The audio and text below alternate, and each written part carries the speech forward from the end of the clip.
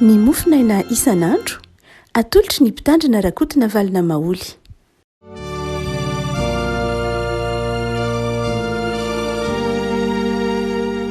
Faliberabatsika afaka malala satria ty latsinainy fa efatra ambin'ny folo ny volana jona ity dia fahasoavan'i Jesosy Kristy tompo izay mihoatra noho ny faranana rehetra riavana maninika ny fifalitsika sy ny fikasantsika.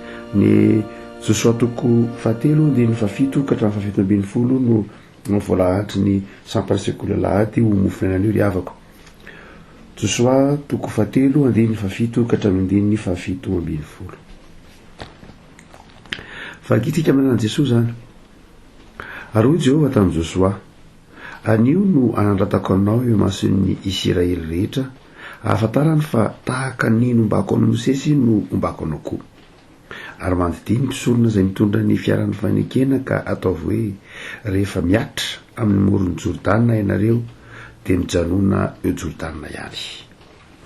Ary Josoa nanao tamin'ny zanak'Israely hoe akanesa ty ka mihaino ny tenin'ny Jehovah Andriamanitra reo. Dia hoy Josoa: izao no ahafantaranareo fa eo aminareo Andriamanitra velona ka horoahiny eo androanareo tokoa ny Kananika, ny Hitita, ny Hivita sy ny Pirisita sy ny Girgasita, ny Amorita ary ny Jebosita. Indro ny fiaran'ny faneken'ny tompon'ny tany rehetra no mandroso eo anoloanareo eo Jordana. Ko ankehitriny mangala lela 12 amin'ny firen'ny Israely ho anareo dia iray avy isam-pirenena. Ary avy mijanona eo amin'ny ranon'ny Jordana ny faladian'ny mpisorona izay mitondra ny fiaran'ny faneken'i Jehovah tompon'ny tany rehetra dia ho tapaka ny ranon'ny Jordana, dia ny rano ilay midina avy any ambony ka hijanona hodoiny antotan-javatra.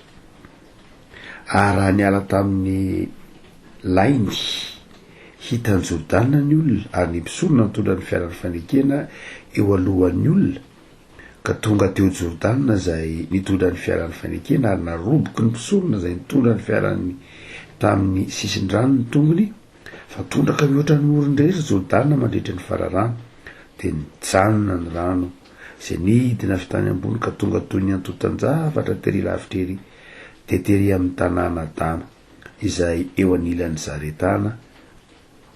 Iny tapaka tokony rano izay nidina ho any amin'ny ranomason'ny tany ahy, dia ny ranomason'ny tsira, ary ny olona dia nihita tandrifin'ny Jeriko. Ary mpisorona izay nitondra ny fiaran'ny faneken'i Jehovah dia nijoro tsara tamin'ny tany maina teo afovoan'ny Jordana. Ary ny Israely rehetra nandeha tamin'ny tany maina mandra-pahatafitan'izy rehetra any Jordana.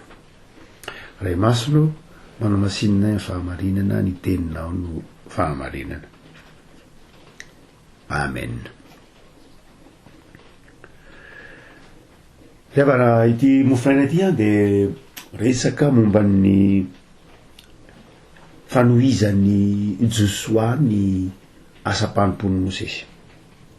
Mosesy dia tsy niditra ny tany Kanana araka ny hitantsika ao amin'ny bokin'ny Exodosy. Dia efa nanafatra ny tompo tamin'i Mosesy manao hoe tsy ahita ny tany Kanana ianao, fa atazana azy lavitra kosa.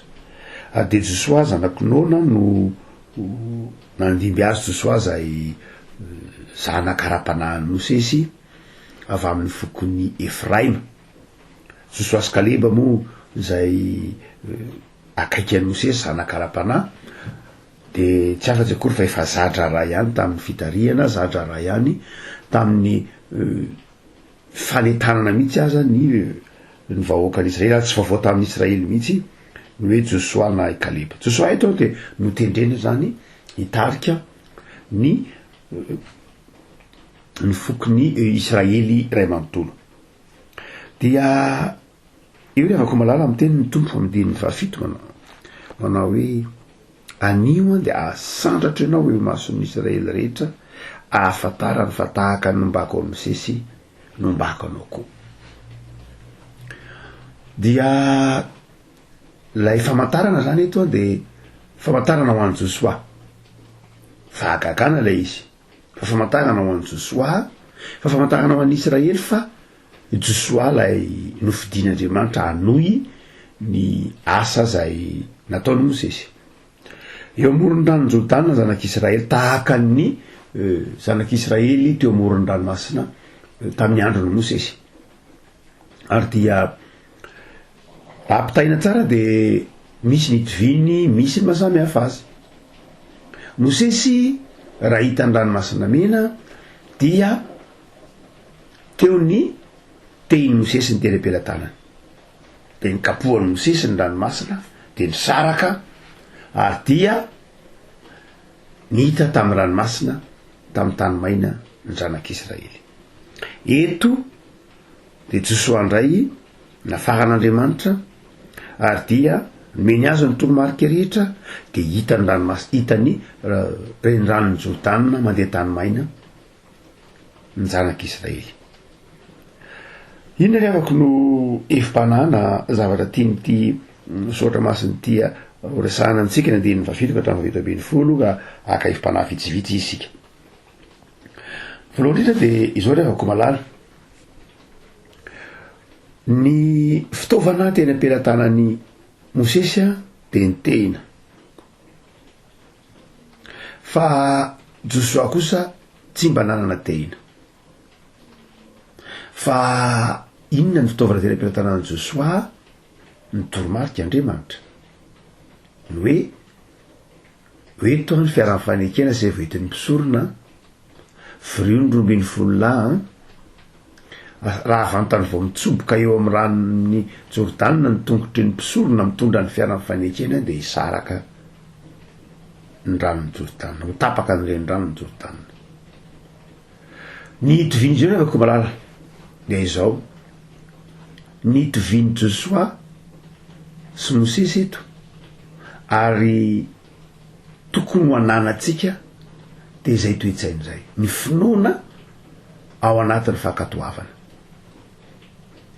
Nisaraka ny ranomasina ny renirano ny Jordana, nisaraka ny ranomasina na tamin'ny Mosesy na tamin'ny Josoa io noho ny finoana sy ny fankatoavan'ny Mosesy sy Josoa. Andriamanitra ny teny tamin'ny Mosesy manao hoe raiso ny tehinao, ataovy zao, hoeto ny zanak'Israely, lazao amin'ny zanak'Israely mba handroso, de nakatao Mosesy. Eto Josoa nitenenin'ny tompony zay, eto zao no ataonao, viriony 12 lahy, eto ny mpisorona zay voalanjainy ny fiaran'ny fanekena misaraka ranony Jordana. Zay finoana omba mpakatoavana zay ry avako malala, zay ny mahatonga ny fahagagana, mahatonga ny fiasan'Andriamanitra. Tsika moa mandrakariva ty fahagagana ny tonjato enantsika ara-pivavahana ka beazany de zay, fa eo zay fa amin'ny fotoana izay anehotsika ny finoatsika, iazonatsika ny finoatsika, ka isehony zany finoa zany amin'ny fankatoavana ny didin'Andriamanitra sy ny sitrapon'Andriamanitra, de tonga tanteraka araka zay tian'Andriamanitra lazaina aminao ny planina ny rehetra. Misy planin'Andriamanitra rehefa malala zay tiany atao amin'ny fiainan'ny zanak'Israely, misy planin'Andriamanitra tiany atao amin'ny fiainanao, misy planin'Andriamanitra tiany atao amin'ny fiainan'ny fiangonana. Ahoana no ahatanteraka an'izany? Satria zany planin'Andriamanitra zany tsara mahasoa dia ny finoana sy ny fankatoavana. Fa ny faharoako malala ny efim-panahy faharoa de izao, Josoa de tsy mpisorona. Josoa avy amin'ny taranaky Efraima, zany hoe avy amin'ny taranaky Josefa zany. Josefa niteraka anankiroa tsika teo, de Manase sy Efraima, dia Efraimita i Josoa zanak'Nona. Mosesy dia Levita. Mosesy zany de efa taranaka mpisorona, fa Josoa kosa tsy mpisorona. Tsy hoe kisendrasendra zany ny tenenan'ny tompo tamin'ny Josoa, manao hoe asay voentin'ny mpisorona ny fiaran'ny fanekena. Ny tehiny eny amin'ny Mosesy de manambara ny tehiny mampisorona azy, fa Josoa kosa tsy mpisorona, tsy nitondra tehiny Josoa. Fa inona ny teny amin'ny Josoa? Ny teny amin'ny Josoa de zao ny fiarah-miasa. atsoy ny rombiny folona isapoko isa-pirenena ny tenin'Andriamanitra, atsoy ny mpisorona asevoentiny ny fiaran'ny fanekena ary akatoaviny atsipirian'ny zavatra lazaiko anao de isaraka nao tapaka rony renydranony Jordana. Zany hoe marina loatra teo finoany Josoa fa ny fitaovana nomen'Andriamanitra ny Josoa sy Mosesy de samy hafa. Ny fahagagana ny fitrakan-javatra iseho ihany, ny fomba an'Andriamanitra iseho ihany, fa ny fomba fiasa samy hafa. Tsy hoe tanteraka tahaka ny nataon'ny Mosesy arabaky teny akory ny nataon'ny Josoa, tsia samy hafa. Ny fiasan'Andriamanitra nitovy ihany saraka ny rano sy ny ranomasina, fa izao ny fitaovana nampiasain'izy roa lahy samy hafa, satria samy hafa ny maha izy azy. Josoa Efraimita, Mosesy Levita. Mosesy taranaka mpisorona, Josoa taranaka olo-tsotra, Efraima mpamboly olona tsotra, mpanao mpitarika tsotra Josoa.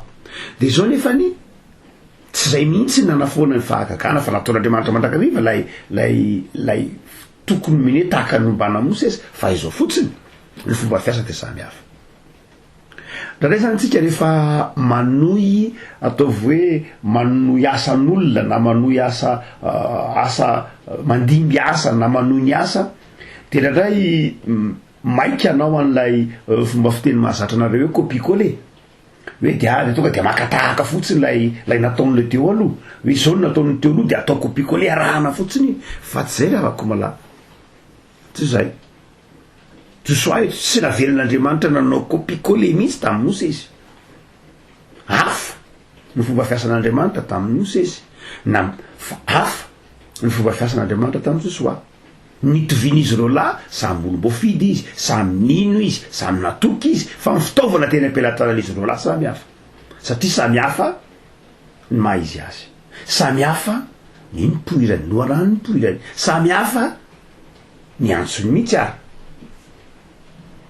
No zany dia tokony ho fantatritsika afaka malala itony isika mora manao copie-coller itony de tokony eritreritra ndraindray fa tsy voatery hanao copie-coller amin'ny atsiaroa akory ianao, tsy voatery hanao copie-coller na hakatahaka na andika arabaky teny fotsiny zao am'izay fomba fiasa na zatra ataotsika hoe teo alohana tahaka zany, fa mila mamantatra tsara, miainga amin'ny fahafantarana ny tenanao hoe iza moa aty. Mosesy Levita, Josoa Efraimita. No zany dia tsy afaka anao zay nataon'ny Mosesy mihitsy, tsy afaka hampiasa ny fitaovana teny ampelantanan'ny Mosesy mihitsy Josoa, satria tsy mpisorona izy. Fa inona kosa ny fitaovana vaovao izay tsy nananan'ny Mosesy, na tsy nomena amin'ny Mosesy, na tsy nampiasain'ny Mosesy, na efa teo ihany fa tsy nampiasain'ny Mosesy, fa nomen'Andriamanitra ny Josoa. Ny zava-dehibe zany zao rehefa komalala, na iza isika rehefa irahan'Andriamanitra, ampinaon'Andriamanitra zavatra, de Andriamanitra miantoka ny fahatanterahany zavatra ataotsika, fa itsika kosa manaiky hampiasa ny fitaovana omen'Andriamanitra atsika. Andriamanitra mameny fitaovana. Ny zavatra anasan'Andriamanitra amintsika de zao ny finoana, ny fahatokina, ny fahatokavana, ny fankatoavana, fa izao kosa eketsika ve ny hampiasa ny fitaovana omen'Andriamanitra atsika. Zay ao anatin'ilay fankatoavana. Dia inona ny fitaovana nomen'Andriamanitra ny Josoa? Voalohany ny fokon'ny Israely, mangalahy ianao rombiny folo lahy amin'ny foko rombiny folo ny Israely. Inona dikan'izany? Ny fiaraha-miasa. Laika zany eto Josoa, tsy Levita tahaka ny Mosesy izy, fa laika raha ny fomba ijerentsika azy amin'ny fotoana ankehitriny. Laika Josoa, fiaraha-miasa zany amin'ny laika, fiaraha-miasa amin'ny firenena manontolo, zay dikany. Raha hitan'ny Jordana ianao, isy ny fahagagana ataon'Andriamanitra, hiasa Andriamanitra, fa izao tsy miasa rery ianao. Mosesy izy nikapoka ny rano, izy nampisaraka ny rano tamin'ny teny, fa ianao kosa hiara hiasa ianao amin'ny firenen'Israely manontolo. Afaka malala zava-dehibe zany amintsika mpitarika, amintsika mpanabe, amintsika fiangonana, amintsika ray aman-dreny, amintsika tanora, zava-dehibe ny sokafan'izay tsika hoe misy io fahagaga nataon'andriamanitra io misy zava-mahagaga ataon'andriamanitra rehefa manaiky hiara-miasa amin'ny olona ianao zareo tsara mofo dimy sy azan-dranondroa nofo dimy izan-dranondroa na avoky olona 5,000 fa nisy fiara-miasa be lehibe natao nanentanan'i Jesosy natsony ny mpianatra nalainy nasainy nametra-pampanina tamin'ny olona izy manao inona ny any aminareo sy ny sisa rehetra miainga amin'izay fiara-miasa zay vao misy zava-mahagaga na zay vao ataontsika hoe fitaovana operatran'andriamanitra zay toe-tsaina zay mba tsy eritreretana hoe zay manao izy rery mahavita na vitany samy rery ny zavatra rehetra tsy ohatr' zany ny asan'andriamanitra fa ny tiany ao an-tsainy Josoa de zao zava-dehibe ny ahatsiarovany Josoa fa sarobidy ny andraikitry ny hafa ny fiaraha-miasa amin'ny hafa ary tsy ny fanoliana na iza momba ny Josoa andriamanitra fa zao momba azy ao anatin'ny fakatoavany momba azy ao anatin'ny fanekeny hiara-miasa amin'ny fireneny Israely manontolo fa ny faharoa de zao fatelo avako malany de zao noetiny Josoa nafarany Josoa zany mitoromarika mitoromarika ny mpisorona hoe eto ny fiarany fanekeny de mipisorona ny elo lalana ny mpisorona ny elo lalana ny arahavantany vaona nitsaka ny tehina ny atra teo amin'ny ranomasina teo amin'ny ranony Jordana ny tongotry ny mpisorona de mijanona na nisaraka ny rano tsy nitongotry Josoa akory no nampisaraka ny rano tsy nitongotry izy 12 nampiaray miasa tamin'ny Josoa akory nampisaraka ny rano fa nitongotry ny mpisorona ary nitongotry ny mpisorona nitondra ny fiarany fanekena ina ndika zany dravako malala ina ndika zany hotsika manao hoe zava-dehibe ny finoany Josoa zava-dehibe ny finoany Josoa fakatoavany miantoka ny fahombiazany zany zava-dehibe ny fanekena hiara-miasa amin'ny olona manodidina anao fampiasana ny faneza-pahasoavan'ny hafa miantoka ny fahombiazany zany fa ny fahatelo de zao ny elolarana n'izany rehetra zany ny mpisorona mitondra ny fiarany fanekena inona moa ny mpisorona mitondra ny fiarany fanekena inona ny anatin'ny fiarany fanekena ny dity folon'andriamanitra inona ny dikany mpisorona ny vavaka fisoran'andriamanitra no zany de zao ry avako malala teo daholo zany rehetra zany fa ny mpisorona zay mitondra ny fiarany fanekena ny voany niatra teo amin'ireny ranony Jordana de tapaka ny rano ny dikan'izany de zao ry avako malala ny vavaka ny tenin'andriamanitra ny sakramenta zay ny dikan'io ry avako malala raha jerena amin'ny solomaso iainantsika kehitriny de zao tsy Josoa akory nanao fahagagana tsy izy 12 fitaovana natao liany reny ary tsy ny mpisorona fempisorona fa mpisorona amperinasa mpisorona eo ampitondrana ny fiarany fanekena amperinasa izy zany ary vakio tsara ny bokin'ny Exodosy fa rehefa mitondra n'iny fiarany fanekena iny ny mpisorona de manamasina ny tenany izy mandio ny tenany izy miomana ampanahy izy raha zany de zao raha ny mpisorona mitondra ny fiarany fanekena de ao anaty mpisorona ao anatin'ny ministerany na ao anatin'ny fanompony io inona zany ny dikan'ilay hoe mpisorona mitondra ny fiarany fanekena no amakivaky ny renirano ny Jordana ary hoy ny filazan'ny soratra masina azy hoe nijanona eo afovoan'ny renirano ny Jordana izy de namela ny vahoakan'Andriamanitra na ny zanak'Israely andeha ny vavaka ny tenin'Andriamanitra ny sakramenta zay ny dikany hoe ny mpisorona mitondra ny fiarany fanekena ary namaky na tapaka ny renirano ny Jordana ny mpisorona mantsy avako malala de zao izy no mitondra ny vavaky ny olona ho ao amin'Andriamanitra testamenta talohatsika ny vahoakan'Andriamanitra rehefa manatona an'Andriamanitra de amin'ny alalan'ny mpisorona ny mpisorona no mifona ho azy ny mpisorona manatitra ny sorona ny mpisorona no mivavaka ny mpisorona no mitsodrana ny mpisorona ny solotena n'Andriamanitra ny mpisorona ny solotena ny vahoaka manatona an'Andriamanitra ny mpisorona ny solotena n'Andriamanitra mitsodrana ny vahoaka no zany de zao mivavaka rehefa hoe mpisorona amperinasa de zao vavaka zay, vavaka atao anatin'ny fahamasinany zay. Ary inona moa eo anatiny lay vato fisakaroa zay misy ny didin'Andriamanitra zay milaza ny tenin'Andriamanitra. Ary ao anatin'ny fiarahan'ny fanekena sy ny manodidina rehetra zany mitory ninona koa io, mitory ny lay taberina kely aty aoriana, zay sarin'lay taberina kely, sarin'inona io, sarin'lay sakramenta.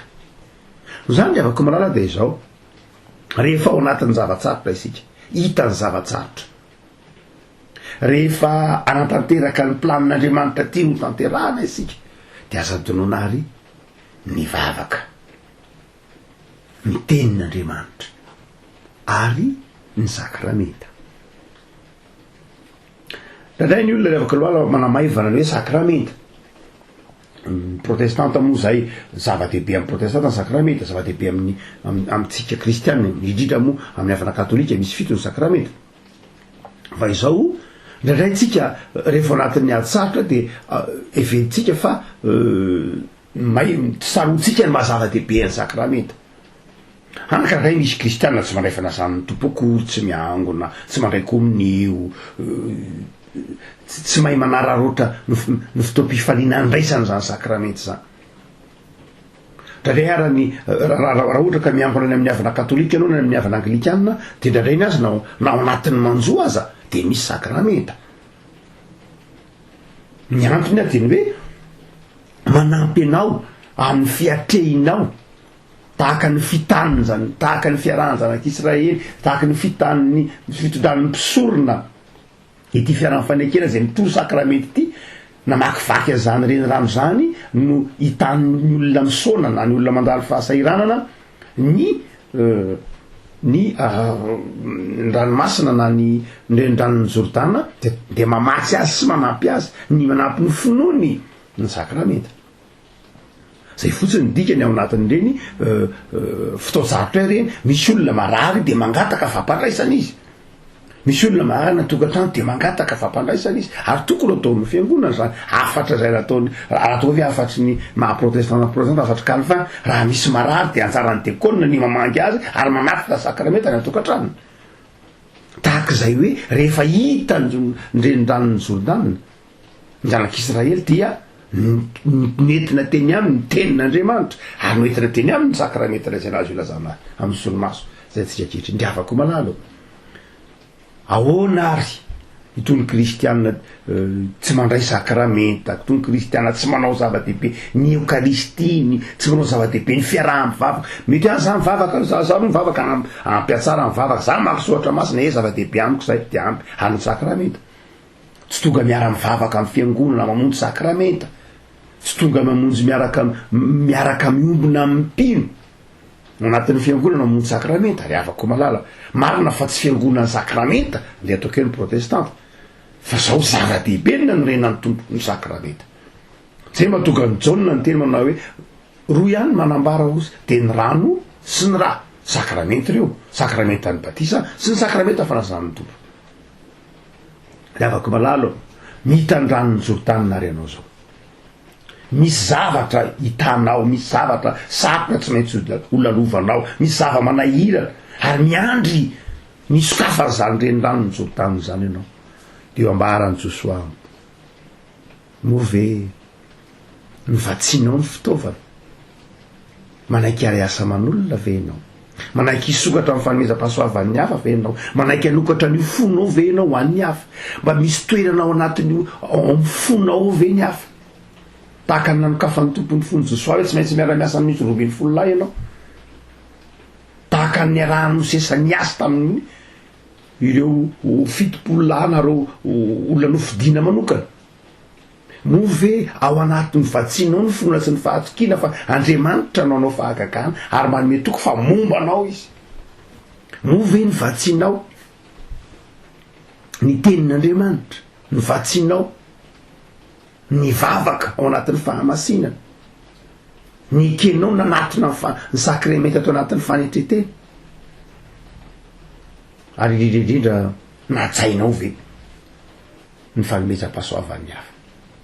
Afaka malala anoho ny azakazaka ao ianao ny terinandro ty indray, de amy zavatra rehetra zay atao de ataovy milo lalana anao ny vavaka, ataovy mialo lalana anao ny tenin'Andriamanitra, ataovy milo lalana anao ny fahatokiana fa Andriamanitra no amaky eo alohanao.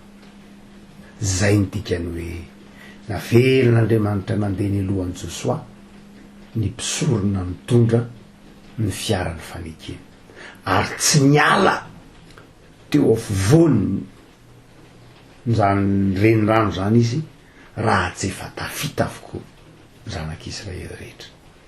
Tsy mamelanao, tsy ho tafita mihitsy ny vavaka tononinao, tsy amelanao tsy ho tafita ny soratra masina sy ny finoana izay anananao. Alao ery ary mahereza fo marina aminao ny tenin'ny tompoko anao hoe tahaka nanandratako any Mosesy sy ny mbako any Mosesy no ombako anao koa.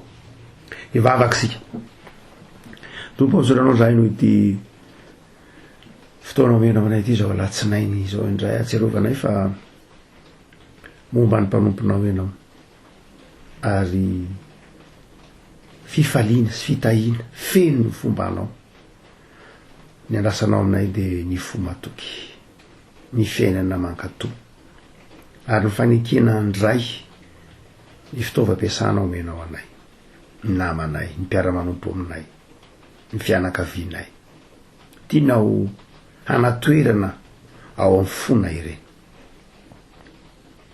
Afahanao zay hanana fiainam-bavaka, afahanao zay hanana fiainana miorona amin'ny teninao, anao zava-dehibe ny fiombonana ampanahy aminao na lany Eukaristy. Tompo mampaherezo zahay ahatsiaro fa marina ny teninao.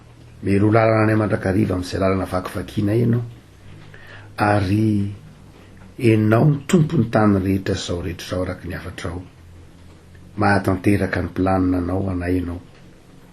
Koa mamakivaky ty herinandro toy zay tompo de ampaherezo ataovy mpandresy, ataovy mahatoky anao hoe fifaliana ary amarino aminay ny teninao manao hoe ho hitan'ny firenen'Israely, ho hitan'izao tontolo zao ny anandratako anao ary tahaka nombanao any Mosesy nombanao anay koa de ombay ambany elatao zay tompo, ho hitan'izao tontolo zao fa manana anao zahay. Amin'n'anjo Kristy mpamonjy. Amen.